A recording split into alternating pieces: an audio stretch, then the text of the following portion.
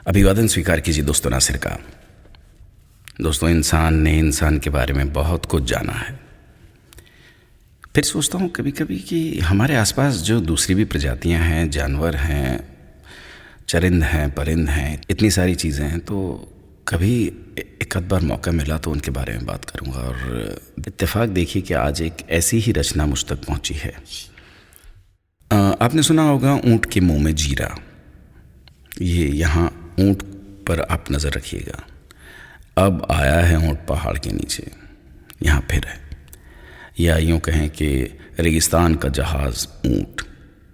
तो ऊँट ऐसी क्या चीज़ है कि ऊँट के ऊपर इतनी कहावतें बन गई। बहुत हैरत अंगेज़ जो है ये मखलूक है, प्रजाति है। कुछ उसके बारे में बात करेंगे। मीठा और खारा पानी पीने की सलाहियत। ऊँट के गुर्दे जो होते हैं ना, खारे पानी से एक्स्ट्रा नमक छान कर उसे पीने के काबिल बनाते हैं।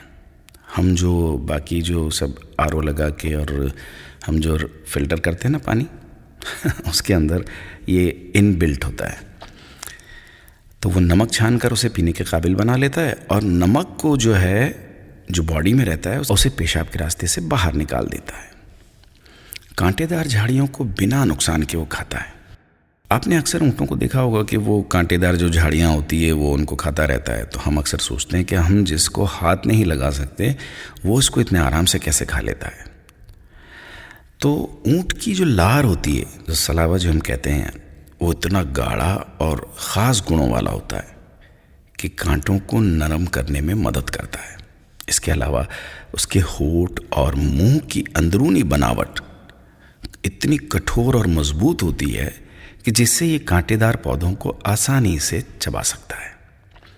प्रोटेक्टिव दोहरी पलकें। अब जब रेगिस्तान की बात होगी तो हवाएं चलेंगी तो एक टीला दूसरे टीले की तरफ जाकर बन जाता है और हवाओं में मुसलसल रेत उड़ती रहती है।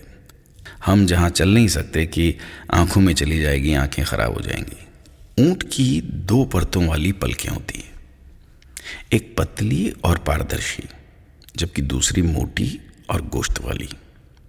रेतीले तूफानों के दौरान ऊँट अपनी पारदर्शी पलकें बंद कर लेता है, जिससे उसकी आंखों में रेत नहीं आती और वो फिर भी देख सकता है। इसके लंबे और घने बाल, जिन्हें आईलैशेस कहते हैं, वो भी धूल और रेत से आंखों की हिफाजत करते हैं।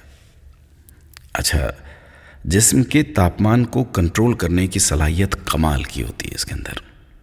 ऊँट का जिस्म अपने तापमान को बदल सकता है, जिससे ये अपनी ज़रूरत के हिसाब से कभी उसको घटा लेता है तो कभी बढ़ा लेता है। दोस्तों, क्या अब भी हमें इस बात पर यकीन नहीं होगा कि इस कायनात में कितनी ऐसी चीज़ें हैं कि जिसके बारे में जब हम पढ़ते हैं, जिसके बारे में जब हम जानते हैं, सुनते हैं, तो हमारी आंखें खुली की खुली रह जाती हैं और लगता है कि सच में ये किसी और ही की कारीगरी है। बस उसी का शुक्रिया अदा करते चलते हैं।